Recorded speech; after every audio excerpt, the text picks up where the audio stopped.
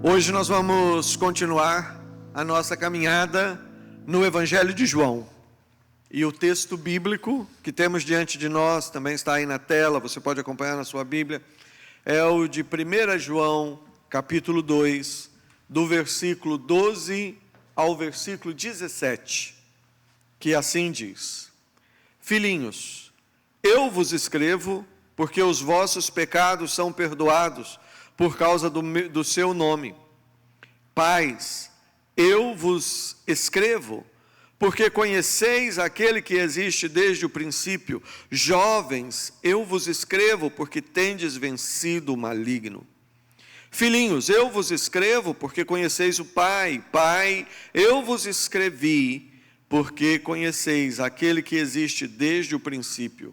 Jovens, eu vos escrevi porque sois fortes, e a palavra de Deus permanece em vós, e tendes vencido o maligno. Não ameis o mundo, nem as coisas que há no mundo.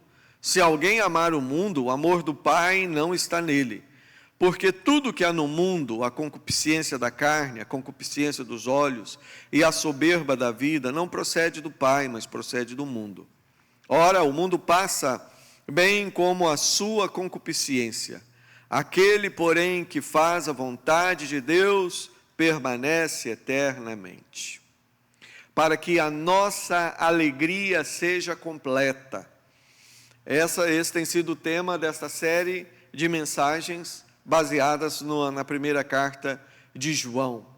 E nós já sabemos que João, no Evangelho, ele escreve o Evangelho com o objetivo de mostrar a cada um de nós o caminho para Jesus, nos mostrar Jesus e através dele o caminho para a salvação.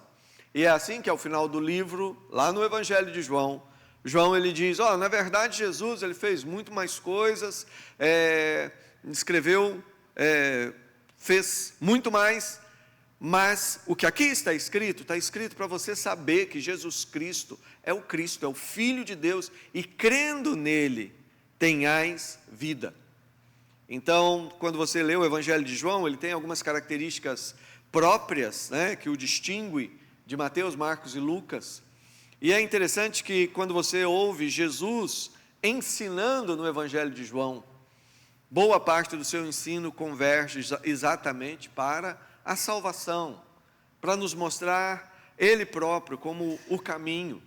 E é em João que nós temos o famoso versículo, João 3,16, que diz: porque Deus amou ao mundo de tal maneira que deu o seu Filho unigênito, para que todo aquele que nele crê não pereça, mas tenha a vida eterna. Pois bem, João escreveu o Evangelho para mostrar o caminho. Agora ele escreve a primeira carta de João para que a nossa alegria seja completa. E ele também no Evangelho, na primeira carta de João, ele enfatiza. Ele diz, essas coisas eu estou escrevendo para você saber que você tem a vida eterna. Então, o objetivo de 1 João é nos dar essa segurança. E é por isso que logo no início ele diz, é para que a nossa alegria seja completa. A grande alegria que nós podemos ter, o maior motivo de alegria, é saber que o nosso nome já está rolado nos céus. É saber que o nosso nome já está escrito naquele memorial diante de Deus. Quando os profetas falam sobre o dia do Senhor, e o Senhor diz que vai ser um dia terrível, um dia difícil, mas vai ser um dia onde nós poderemos ver novamente a diferença de quem serve a Deus e quem não serve, quem pertence e quem não pertence. E lá o Senhor diz, naquele dia vocês serão para mim um tesouro precioso. O nome de vocês está escrito ali num memorial. É maravilhoso isso. É o maior motivo de alegria, e Jesus enfatizou isso também para os discípulos. Depois que eles voltaram daquela viagem, na qual Jesus comissionou de 2 a 2 para irem pregando e fazendo maravilhas, e eles voltaram tão cheios de ânimo e contando as histórias, e Jesus falou, tudo bem, eu sei, eu vi tudo isso, mas você deve se alegrar não, porque todas essas coisas estão acontecendo. Se alegre porque o seu nome está arrolado nos céus. Jesus é tudo. João, nós estamos vendo, Jesus, ele é o nosso advogado, ele é o nosso amigo, ele é tudo para nós. E hoje nós estamos vendo nesse texto que Jesus é a nossa vitória. E vivermos tranquilos em relação à nossa própria salvação é vivermos já em vitória. E por que nós podemos viver dessa maneira? Tão somente por causa de Jesus. Jesus, ele não nos dá razões para pensarmos na nossa vitória. Jesus, ele é a nossa vitória. Ele é o fundamento da nossa alegria. E o texto que nós acabamos de ler, vamos examiná-lo sob essa ótica, trazendo sempre à mente essa verdade, que é o nosso tema. Jesus é a nossa vitória. É interessante, do versículo 12 até o versículo 14, que nós vemos aqui o texto sendo colocado até de uma forma, digamos assim, poética. E é por isso que você tem ele repetindo alguns elementos. Ele inicia falando: filhinhos, eu vos escrevo, pais, eu vos escrevo, jovens, eu vos escrevo. E no 14 ele repete a mesma sequência: filhinhos, pais e jovens. Na literatura hebraica, e aqui nós podemos ter aquilo que nós chamamos de hebraísmo. O que é um hebraísmo? A pessoa, no caso João, está escrevendo em grego, mas o que está na mente dele é aquilo que ele traz da sua própria cultura, da cultura hebraica. E na cultura hebraica, esse paralelismo de ideias, essas repetições, nós vemos muito nos Salmos. Os Salmos são ricos em exemplos, e o objetivo é a ênfase, é destacar a verdade, é mostrar como aquilo é importante. E é assim que ele começa dizendo: filhinhos. E a palavra filhinhos é interessante. A primeira vez no Novo Testamento que você ouve essa expressão é dos lábios de Jesus, Ela denota intimidade, ela denota carinho. Da parte de João também, vamos lembrar que João, aquele João que quando estava junto com os 12 apóstolos, era o mais novinho.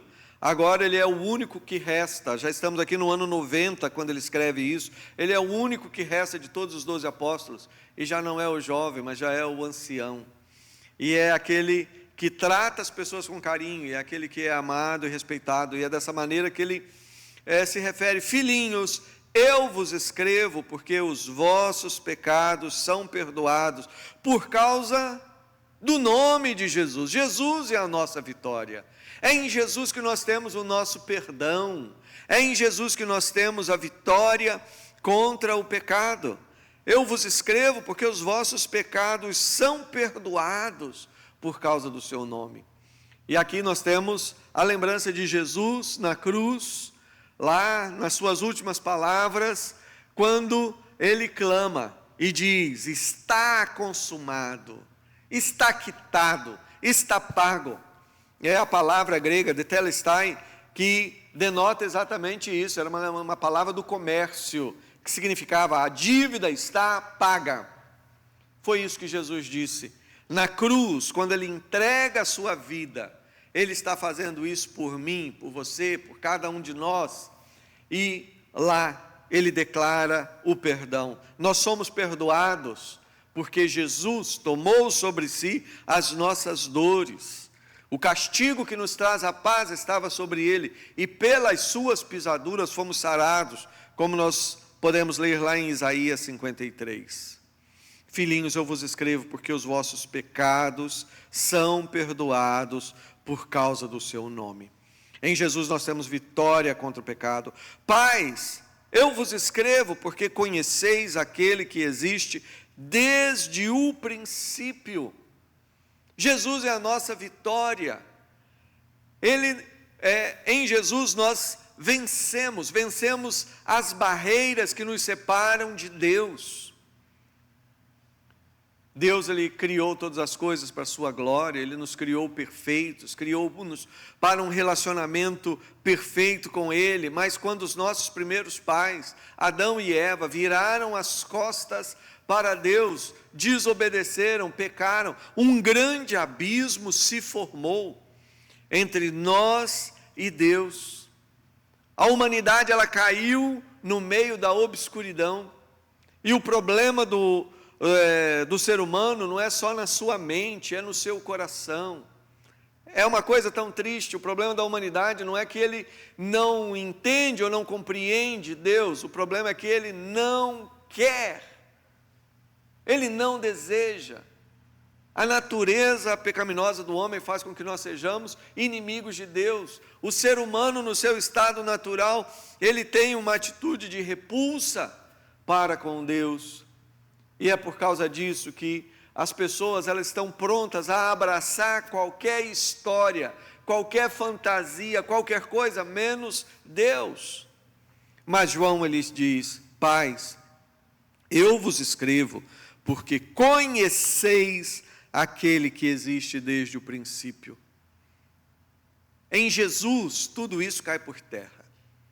João, no Evangelho de João, ele inicia dizendo: no princípio era o Verbo, se referindo a Jesus. No princípio era Jesus, o Verbo estava com Deus, o Verbo era Deus, todas as coisas foram feitas por intermédio dele, e sem ele nada do que foi feito se fez. A luz estava nele, e a luz Jesus era a luz do mundo, e o Verbo se fez carne e habitou entre nós. No princípio era o Verbo, e aqui João, ele está falando: pais, eu vos escrevo, porque vocês conhecem aquele que é desde o princípio. Jesus é a nossa vitória. Quando nós encontramos com Jesus, quando nós somos abraçados por Jesus, quando pela misericórdia Deus coloca vida no nosso coração, as escamas que nos cegam, elas caem, as sombras que tampam o nosso entendimento, elas caem, e nós podemos então ter a visão de Deus, nós podemos experimentar Deus. E aqui é muito interessante nós destacarmos o significado das palavras, né? Eu vos escrevo porque conheceis. E a palavra conhecimento aqui, dentro desse contexto, nós sabemos, João está escrevendo em grego, mas a cultura aqui é a cultura que nós vemos no Antigo Testamento. E dentro dessa cultura, que é a cultura de João, quando ele fala em conhecimento, ele não está falando em ter informações na cabeça, mas conhecimento é relacionamento, relacionamento profundo, relacionamento íntimo, relacionamento com qualidade. Conhecer significa amar, e ele diz: pais, eu vos escrevo porque vocês conhecem, vocês já têm experimentado aquele que existe desde o princípio.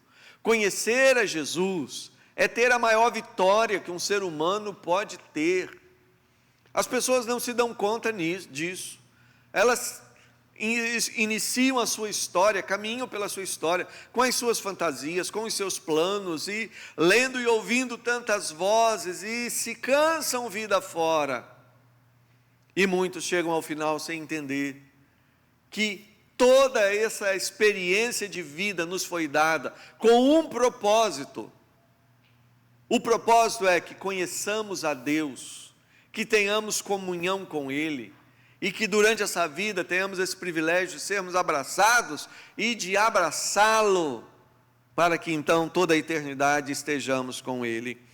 Jesus Cristo é a grande vitória. Pais, eu vos escrevo, porque conheceis aquele que é desde o princípio. Jovens, eu vos escrevo, porque tendes vencido o maligno. Jesus é a nossa vitória contra o mal, é a nossa vitória contra a maldade, é a nossa vitória contra a nossa própria carne e o mal que habita em nós, mas Jesus também é a vitória contra o maligno, Satanás, aquele que veio roubar, matar e destruir. É interessante quando se fala no mal, né? Em alguns lugares as pessoas elas fogem dessa ideia de pensar no mal personificado em um ser, Satanás, como a Bíblia fala. Então as pessoas falam do mal, da maldade, mas quando nós olhamos a Bíblia, o cenário é mais amplo. O mal, a maldade, tudo isso de horrível que existe mundo afora, ao nosso redor, e tantas vezes nós sofremos porque percebemos resquícios e a presença disso, às vezes, dentro de nós. Quantas vezes nós nos vemos como os sujeitos praticantes de coisas más, pensamentos e tudo mais. O problema do mal começou quando o ser humano, quando os seres criados por Deus, viraram as costas para Deus. Quando o homem tomou a decisão de não obedecer a Deus, mas ter a experiência para, como Deus, segundo a insinuação da serpente, ser igual a Deus, conhecer o bem e conhecer o mal.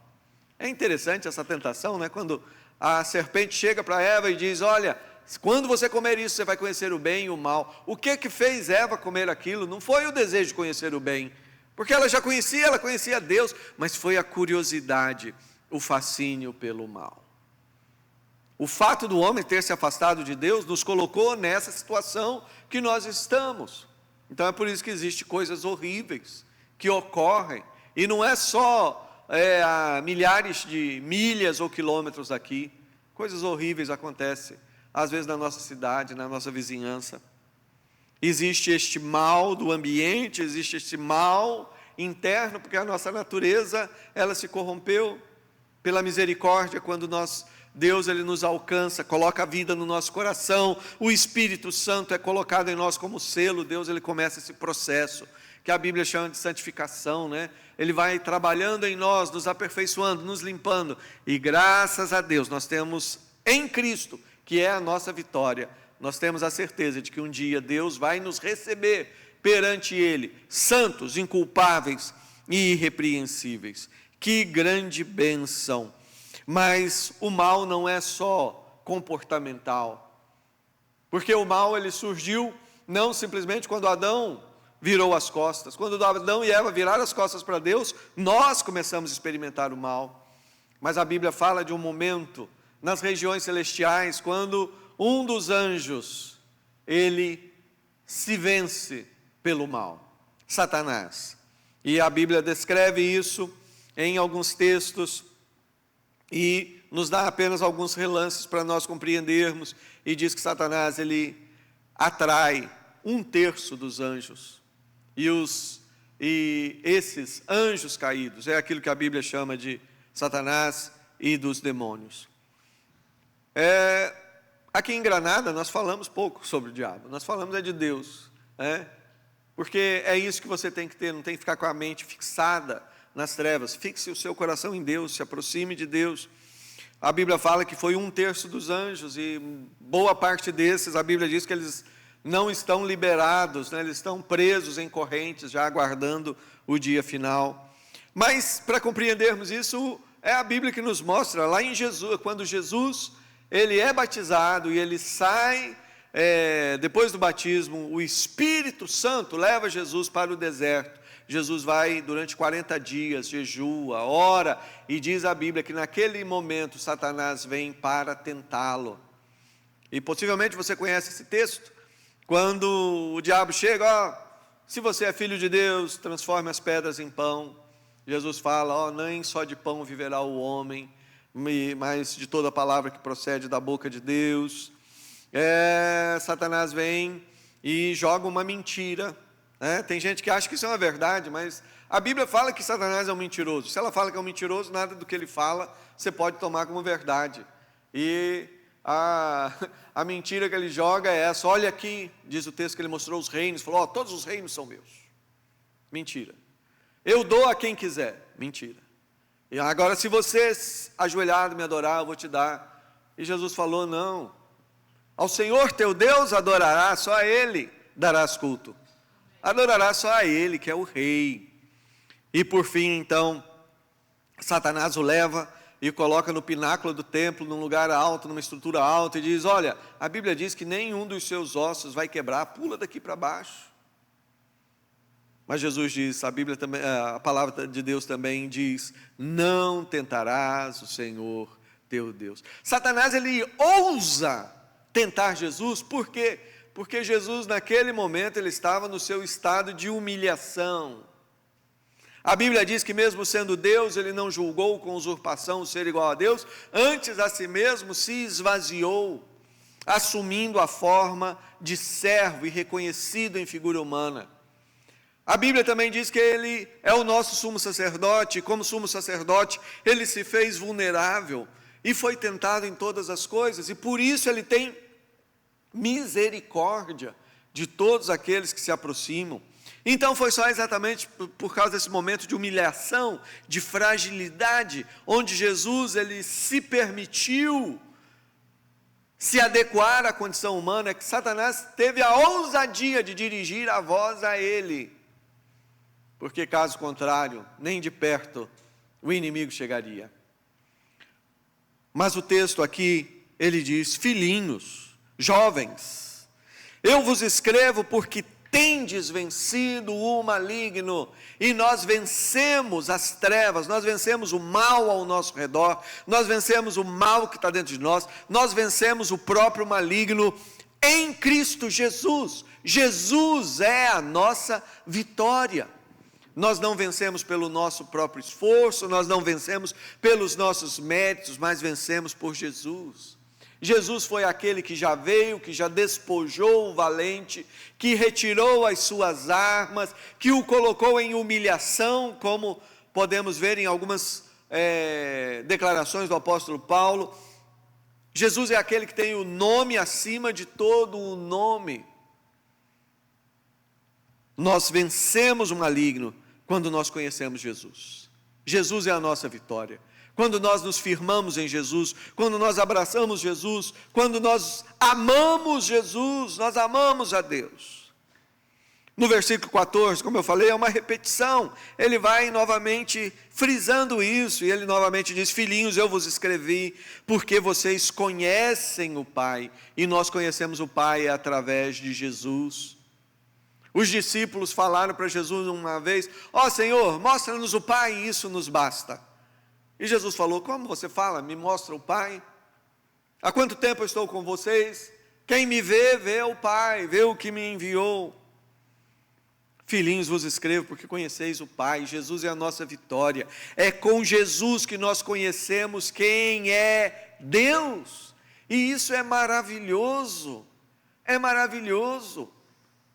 Em nenhuma outra religião aí das chamadas conhecidas, tradicionais, você encontra essa realidade, esse fato do próprio Deus, o Criador, através de Jesus, através de Deus Filho, vir a esse mundo, se tornar visível, se tornar palpável.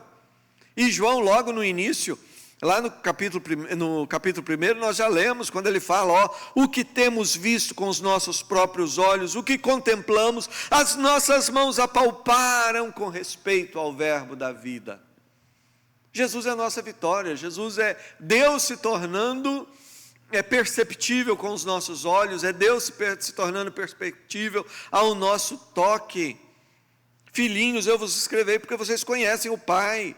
Pais, eu vos escrevi porque conheceis aquele que existe desde o princípio. Jovens, eu vos escrevi porque sois fortes. A palavra de Deus permanece em vós e tendes vencido o maligno. Nós somos fortes por quê? Porque Deus habita em nós. Deus habita em nós.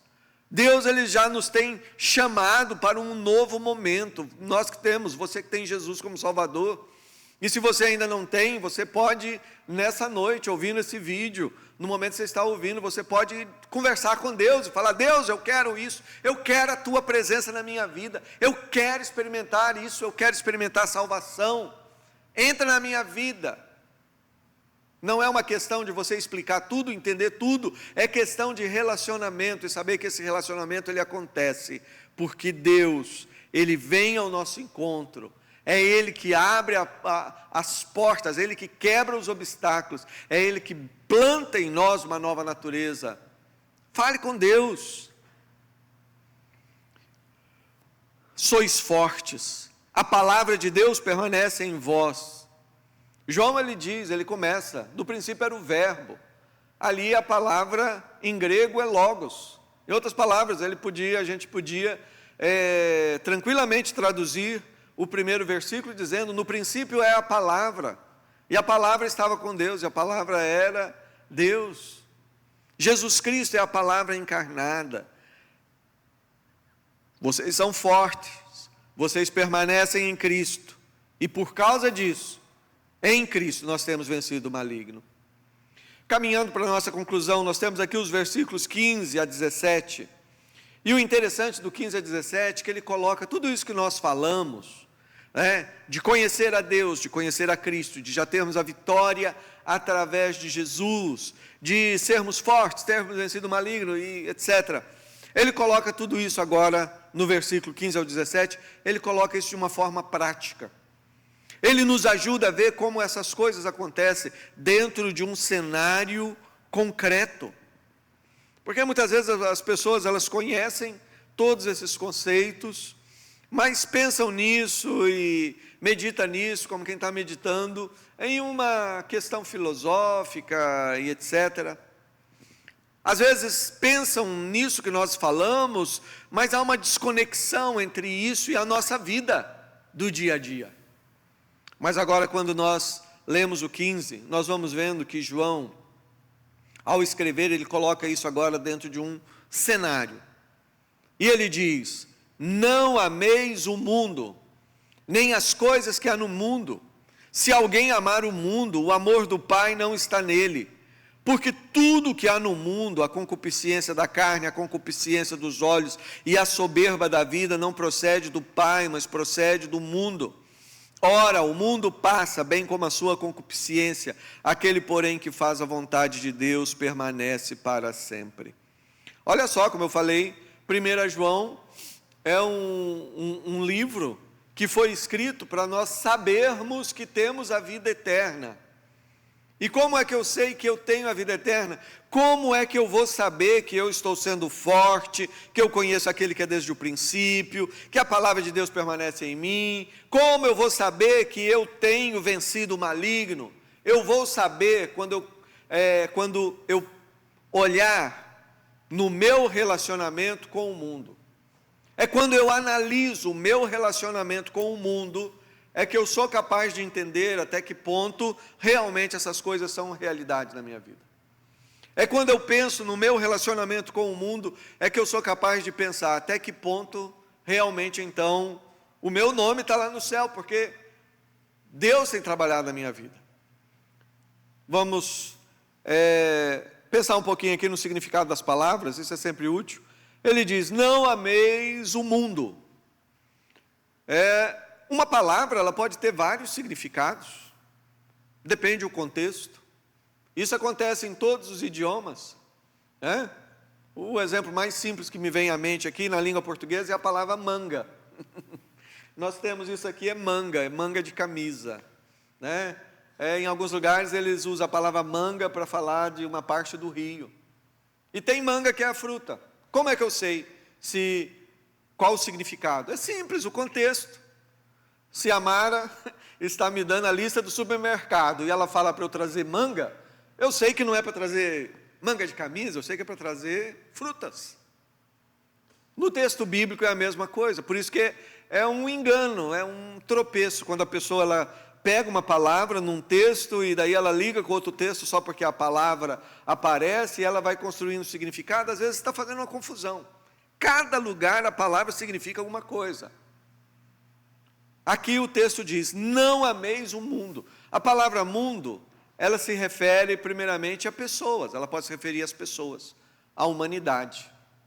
Aí você tem o próprio João que diz, Deus amou o mundo de tal maneira que deu seu Filho unigênito. Então, como isso? Aqui ele diz para não amar o mundo e em João diz que ele amou o mundo. A resposta é simples, mundo aqui não significa humanidade. O texto não está falando que eu não posso amar pessoas, que eu não posso me interessar pelo bem delas, que eu não posso ter afeto e etc. A palavra mundo também se refere a criação, tudo aquilo que Deus criou, mar, peixe, plantas, árvore, passarinho, perfume, montanhas, brisa, todas essas coisas que nós amamos, e amamos porque Deus nos fala através delas, A Bíblia diz que os céus proclamam a glória de Deus e o firmamento anuncia a obra das suas mãos. Então aqui quando diz não ameis o mundo, não está dizendo que eu não posso ter prazer em ver um pôr do sol, uma árvore bonita e coisas assim. A criação é para a glória de Deus. Deus se comunica conosco, revelando todo o seu poder, seus atributos e a sua própria essência através dela, precisa ser cuidada. Mas aqui o texto, quando ele fala de mundo, ele então não está falando de pessoas, ele não está falando da criação, mas ele está falando nessa estrutura que se criou, que se instaurou ao nosso redor e dentro de nós, por conta do pecado. A palavra mundo aqui, ela se refere à corrupção. A palavra mundo, ela se refere a essa cultura que é desenvolvida, não com base em quem Deus é, não com base naquilo que Ele faz, não baseada na verdade, mas essa cultura que é construída com base no engano e na mentira. O bom exemplo, novamente, o primeiro diálogo de Satanás com a mulher, com Eva. Quando Satanás ele já chega e já começa a distorcer as coisas, e dizendo, foi isso que Deus falou, que você não pode comer de todas as árvores. Ela, não, eu posso comer, só daquela lá não. Mas eu não posso comer nem tocar, porque o dia que eu fizer isso eu vou morrer. Não, ele sabe que você não vai morrer. É essa cultura que começou ali naquele diálogo, e depois que o ser humano comete o pecado e quebra a comunhão com Deus, aí a corrupção ela vem de uma forma horrível, ao ponto de Caim se levantar contra o seu próprio irmão, seu único irmão, e o matar. Está sendo movida por essa cultura, e a corrupção vem ao ponto de Deus ele trazer um exemplo da sua justiça, condenando toda uma geração inteira nas águas do dilúvio e assim por diante. É esse mundo, e ele diz, não ame o mundo, nem as coisas que há no mundo. Se alguém ama o mundo, o amor do Pai não está nele. E para ficar mais fácil para nós entendermos o que é mundo, aí nós vemos o versículo 16 dizendo, porque tudo que há no mundo, essa cultura construída com base no engano, na mentira e na distorção, na ausência de Deus, diz, porque tudo que há no mundo há a concupiscência da carne, a concupiscência dos olhos, a soberba da vida, não procede de Deus. O que é a concupiscência da carne? São os desejos que estão enraizados na nossa natureza, os desejos que estão enraizados nos aspectos negativos da nossa natureza. É o que move as pessoas. Quantas coisas horríveis acontecem, Hoje nós vivemos num mundo tão terrível. Eu não preciso aqui ficar descrevendo e falando das imundícias do planeta e do ser humano, porque todos aqui que estão ouvindo conhecem. E eu gosto daquela palavra do apóstolo Paulo que diz que o que os ímpios fazem no escondido, só falar já é vergonhoso, mas sim, é a concupiscência da carne que produz toda sorte de aberração, prostituição, tráfico de drogas, tráfico humano, as crianças sendo vendidas como mercadoria para satisfazer as doenças da mente de tantos homens, enfim, são tantas coisas que acontecem, como eu falei, já não preciso falar dessas coisas, mas existem outros aspectos que envolvem a nossa vida. São esses ímpetos que nós temos, que nos levam para baixo. Essa é a concupiscência da carne, e isso é mundo. Você quer saber o que a Bíblia está chamando de mundo? Pense nisso. O texto também fala, e a concupiscência dos olhos, os desejos dos olhos. Isso é uma marca da cultura. A Bíblia ela nos ensina que se os nossos olhos forem bons, todo o corpo vai ser luminoso, mas se os olhos forem maus, o corpo jaz em trevas. Eu gosto daquela frase que diz que os olhos são a janela da alma. Jesus Cristo, ele ensinou, se escreveram, está escrito, não adulterarás, mas se você olhar, com lascívia, com intenção impura, você já pecou.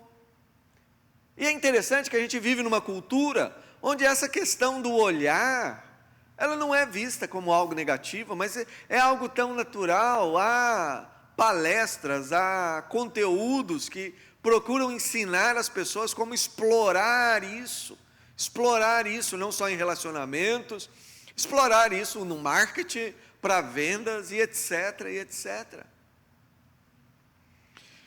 A concupiscência dos olhos, e a soberba da vida.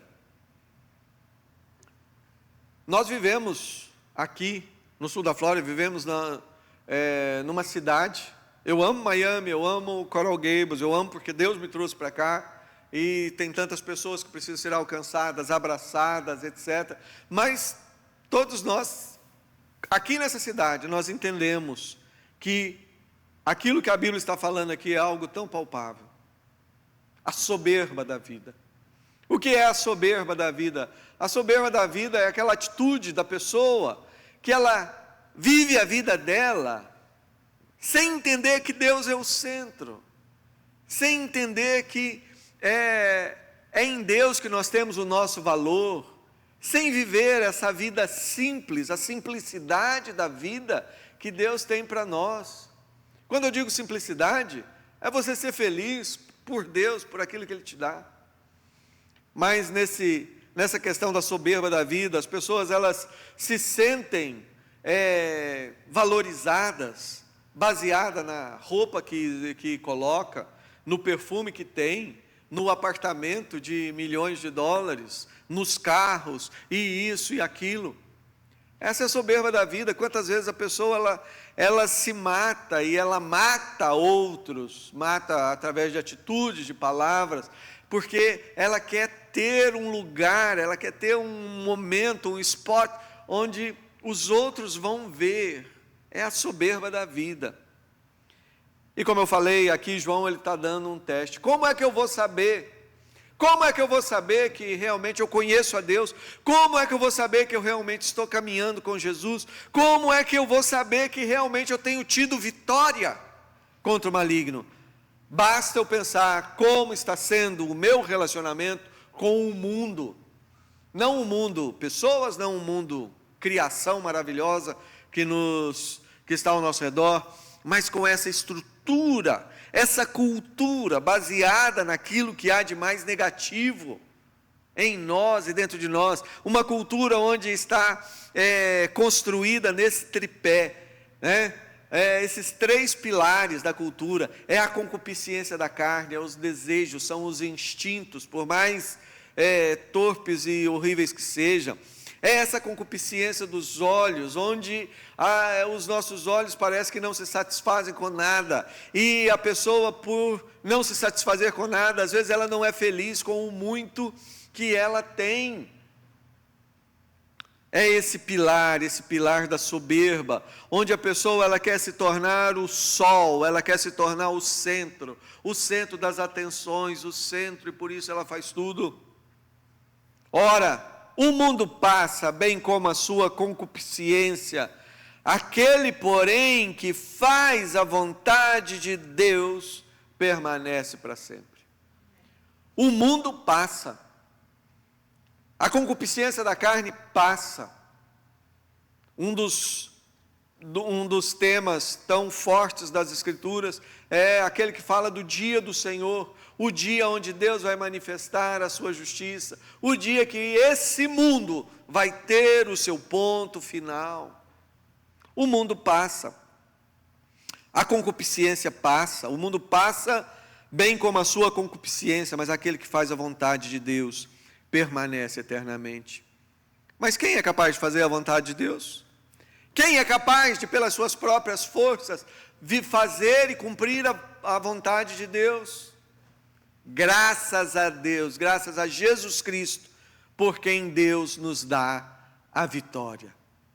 Jesus é o único que foi capaz de cumprir a vontade de Deus, de fazer a vontade de Deus de forma perfeita.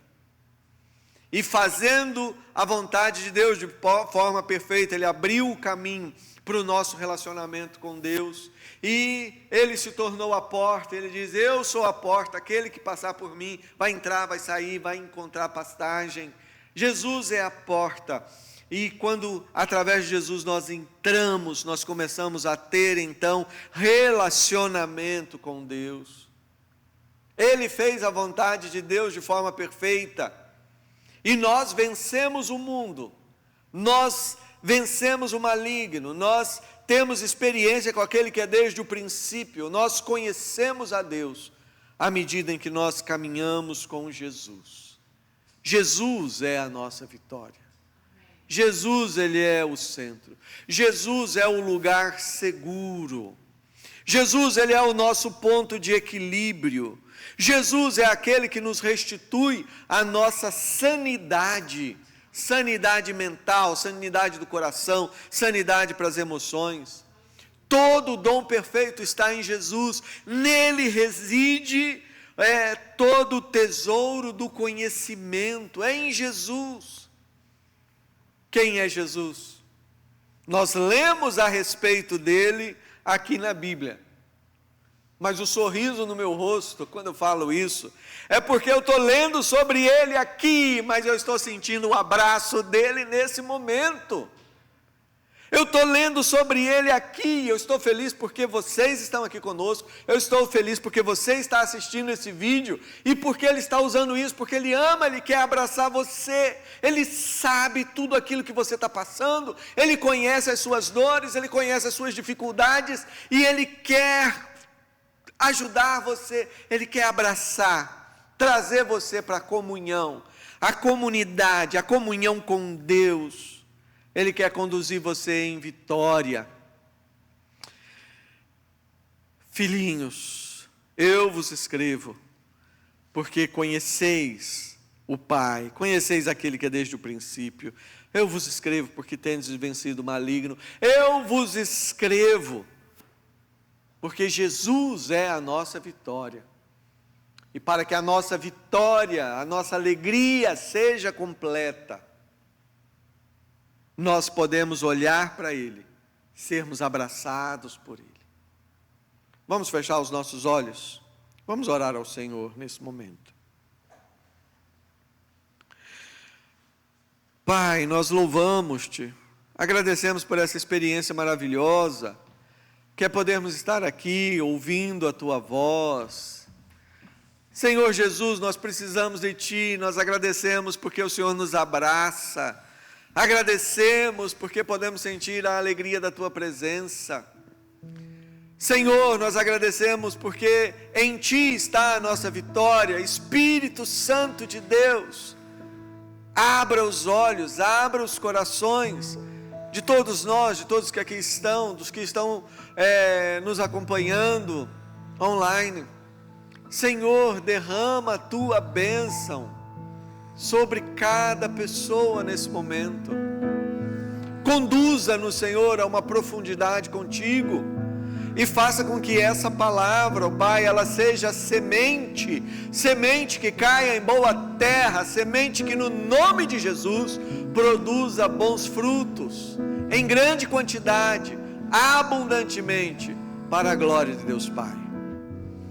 Dá-nos da bênção da Tua presença, liberta-nos, remove do nosso coração o amor, o apego ao mundo, dá-nos discernimento, que não haja em nós espaço para a concupiscência dos olhos, da carne, e que não haja em nós espaço para a soberba da vida, que esse fardo, esse peso que massacra tantos, esteja totalmente fora da nossa existência, e com um coração leve, renovados, nós possamos usufruir a maravilha que é viver contigo, viver ao teu lado, sentindo o teu perfume, Pai, sentindo a tua companhia. No nome de Jesus oramos. Amém.